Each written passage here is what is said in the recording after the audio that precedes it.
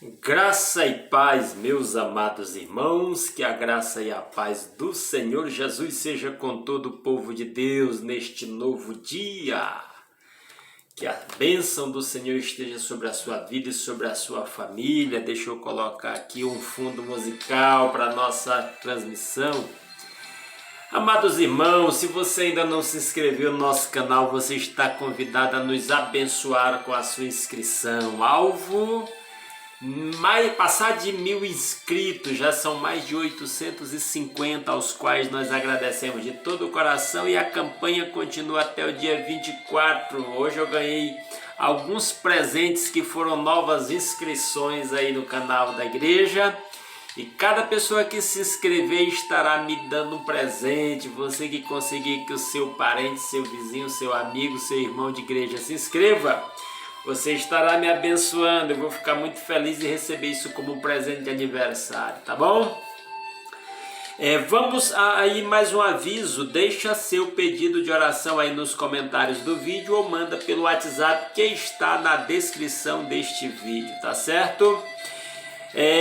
Nós vamos ler a Bíblia em Evangelho de João, capítulo 18, e agora nós vamos ler os versos 29 a 32, que nos diz assim a palavra de Deus. Então Pilatos saiu para falar com eles e perguntou: que acusação vocês têm contra este homem? Responderam eles: se ele não fosse criminoso, não o teríamos entregado a ti.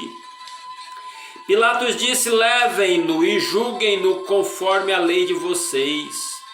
Mas nós não temos o direito de executar ninguém, protestaram os judeus.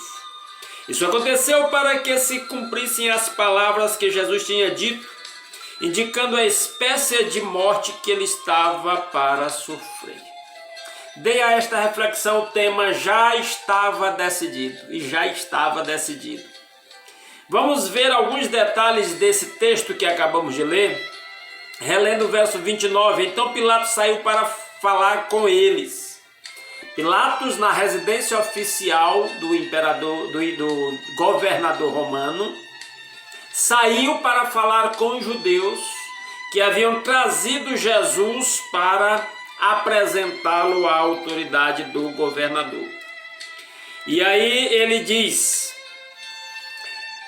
E perguntou: que acusação vocês têm contra este homem? Era a pergunta natural a ser feita.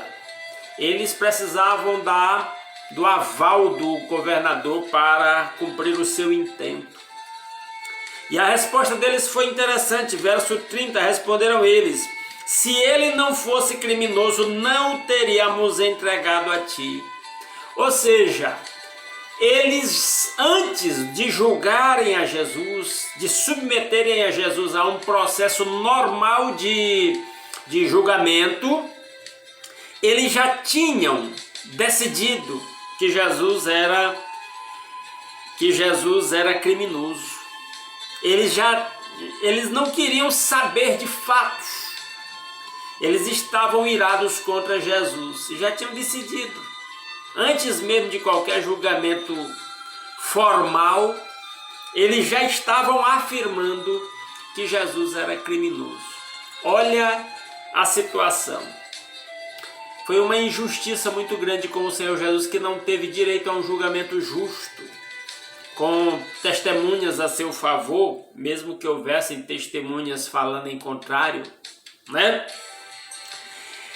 Então a primeira coisa que já estava decidido, eles já tinham decidido sem julgamento nenhum que Jesus era, aos olhos deles, Jesus era um criminoso. Verso 31, Pilatos disse: levem-no e julguem-no conforme a lei de vocês. Eles tinham o Sinédrio, que era uma espécie de Senado, ou Câmara dos Deputados dos Judeus, que os romanos permitiam que eles julgassem algumas questões. E Pilatos sugere que eles levem Jesus e julguem Jesus conforme as leis deles. Olha a resposta, mesmo no verso 31.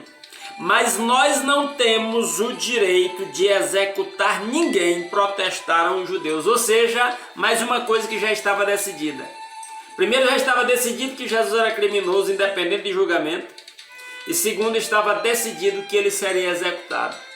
Jesus não ia ter um julgamento justo, não ia ter a possibilidade de se defender, nem que ele quisesse, e ele não queria. Ele se entregou, como já foi dito em reflexão anterior, ele se entregou espontaneamente à morte, porque ele veio com essa missão de entregar a sua vida por nós, e ele não fugiu dessa missão.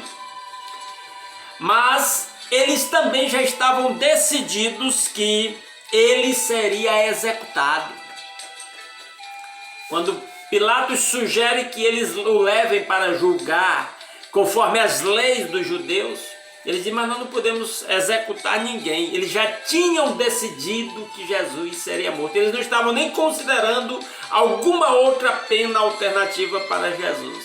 Eles já tinham condenado Jesus à morte. Mas há uma coisa que eu quero chamar a atenção dos irmãos. Quando eu dei a esta reflexão o título Já Estava Decidida, preste atenção no detalhe. Não foram esses judeus, apesar do seu pecado, apesar da sua maldade, e eles foram culpados da sua maldade e do seu pecado, de considerarem Jesus um criminoso sem um processo legal, de condenarem Jesus à morte sem um processo legal. Já estava decidido. Na verdade, quando eu dei a essa reflexão, o tema já estava decidido, não foram eles que decidiram. E eu já apontei um pouquinho desse assunto.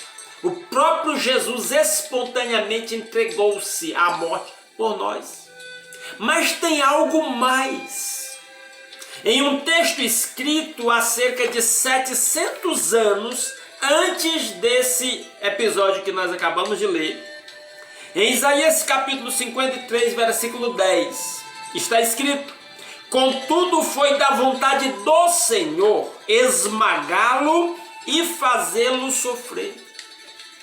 E embora o Senhor tenha feito da vida dele uma oferta pela culpa, ele verá sua prole e prolongará seus dias, e a vontade do Senhor prosperará em sua mão. Olha a profecia. Foi da vontade de Deus esmagar Jesus e fazê-lo sofrer. Já tinha, quando eu digo que já estava decidido, foi porque Deus decidiu. Nesse texto aqui, escrito 700 anos antes do nascimento de Jesus, o profeta, movido pelo Espírito Santo, já profetiza que Deus havia decidido fazer Jesus sofrer. Ele usa duas expressões, esmagá-lo e fazê-lo sofrer. E embora o Senhor tenha feito da vida dele uma oferta pela culpa, foi Deus quem fez da vida de Jesus uma oferta pela culpa. E é interessante isso, porque também lá em Apocalipse capítulo 13, se você quiser conferir na sua Bíblia, abra Apocalipse capítulo 13, versículo 8, tem uma revelação interessante. Deixa eu ver se é isso mesmo. Exatamente. Todos os habitantes da terra adorarão a besta, a saber, todos aqueles que não tiveram seus nomes escritos no livro da vida do Cordeiro, que foi morto desde a criação do mundo. Deus havia decidido pelo sacrifício do seu Filho a nosso favor, para a nossa salvação, desde a fundação do mundo.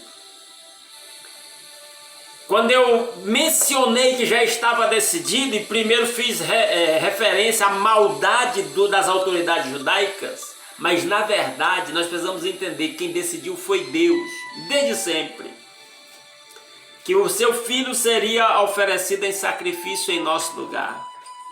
Foi Jesus quem aceitou essa missão e veio voluntariamente pagar o preço pelo meu e pelo seu pecado.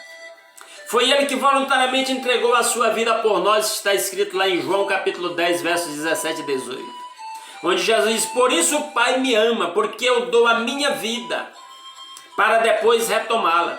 Esse poder eu recebi do meu Pai. Ninguém tira a minha vida, eu de mim mesmo a dou. Eu tenho poder para dá-la e tenho poder para retomá-la. Isso foi Jesus que disse lá em João capítulo 10, versos 17 e 18.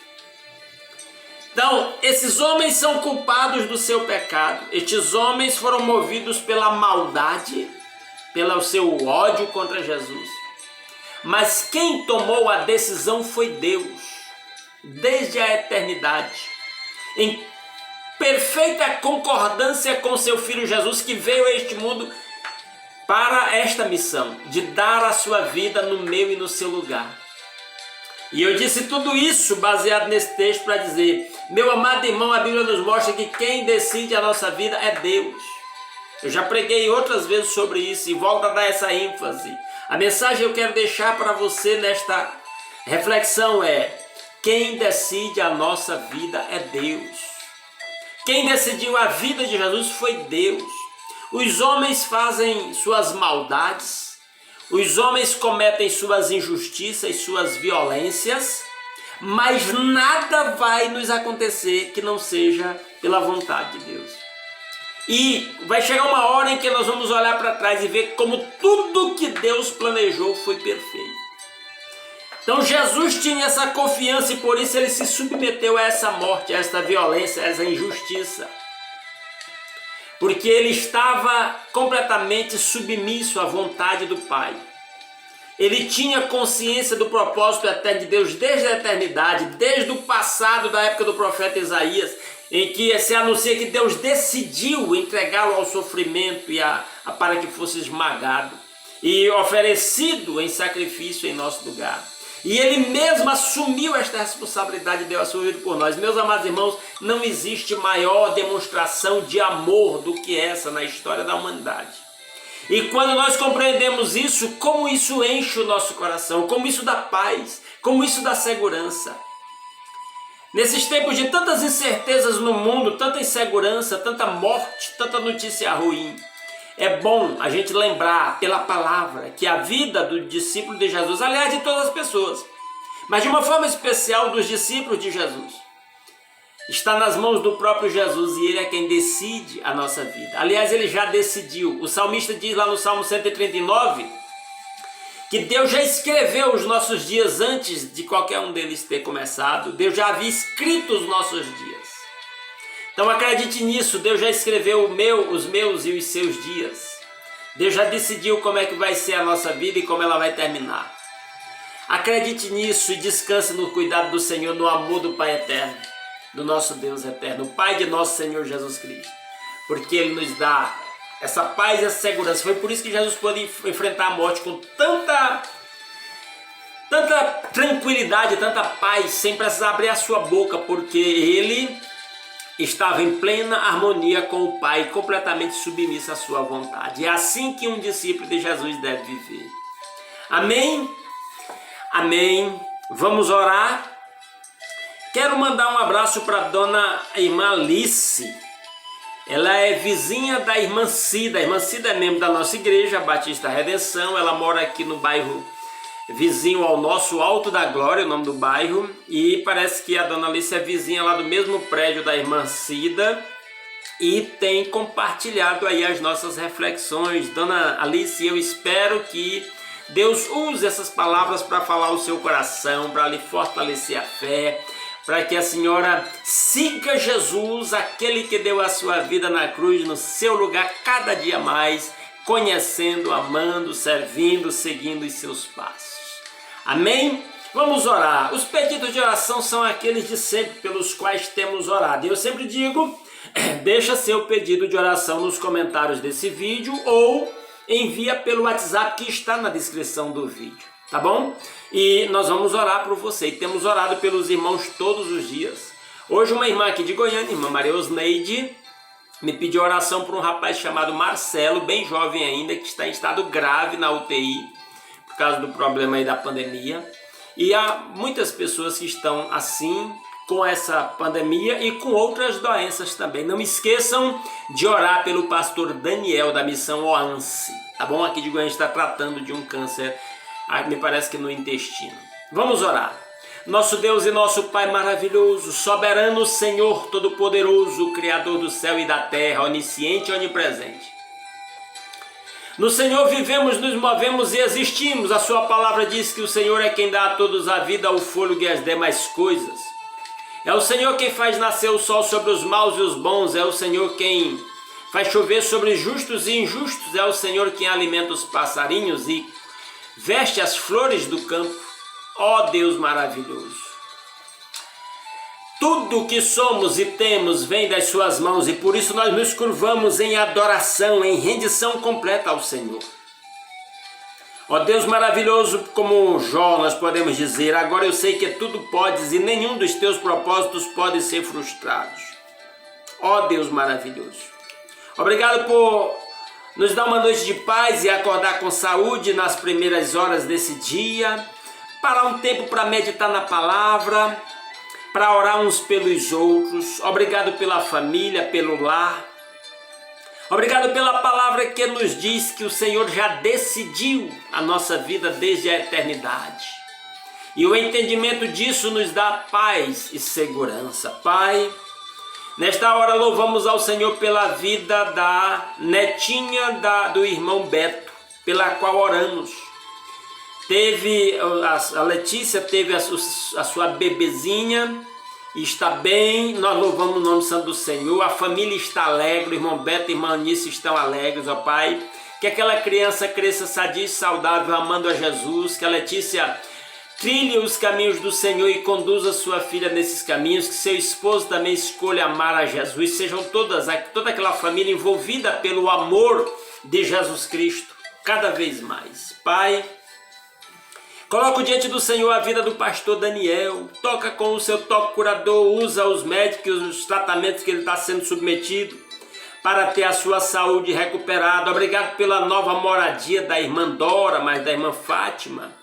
Louvado seja o nome santo do Senhor.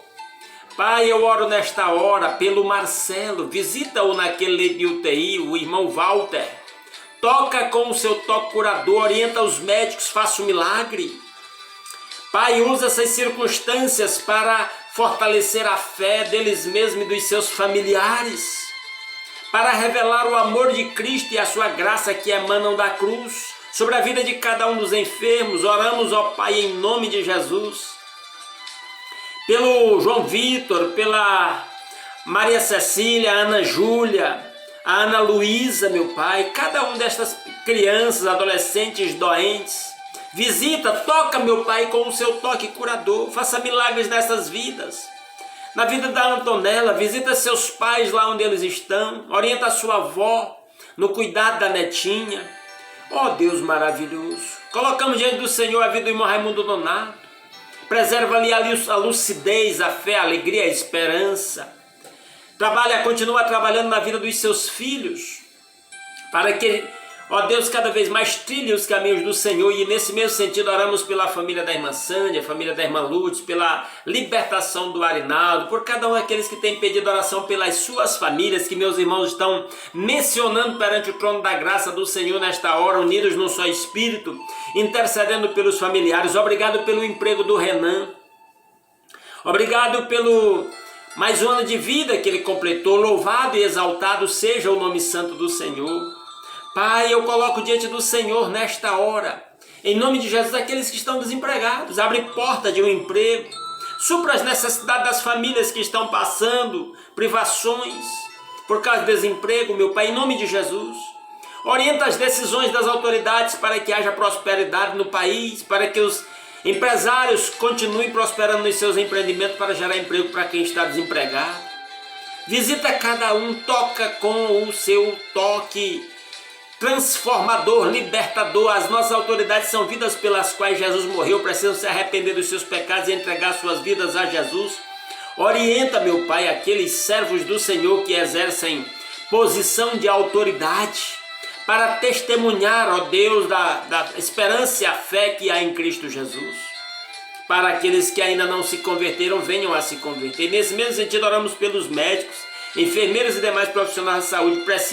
A maioria deles precisa entregar suas vidas a Jesus. Protege-os de contaminação, meu Pai. Eles estão na linha de frente, na batalha contra essa pandemia. Ó Deus maravilhoso, toca nos seus corações e revela a sua graça e o seu amor aos seus corações. Ó Deus, dirige as nossas vidas, meu Pai. Que a bênção do Senhor esteja no lado de cada um dos meus irmãos que está orando comigo nesta hora. E cada lar seja um templo de adoração a Jesus e cada família uma extensão da igreja que adora Jesus em espírito e em verdade. Que a paz, o amor, a alegria do Espírito Santo estejam presentes em cada casa, em cada lar. bem como a saúde, o pão de cada dia, tudo que a família necessita para o seu bem-estar. Oro pela minha esposa, por essa crise que ela está enfrentando, de dores na coluna, ó Pai, coloca a sua mão curadora, alivia estas dores, dá-lhe bem-estar físico, ó Pai, que ela tanto necessita. Ó Deus, cerca meus irmãos idosos da Igreja Batista Redenção, bem como meus pais, tios e outros familiares.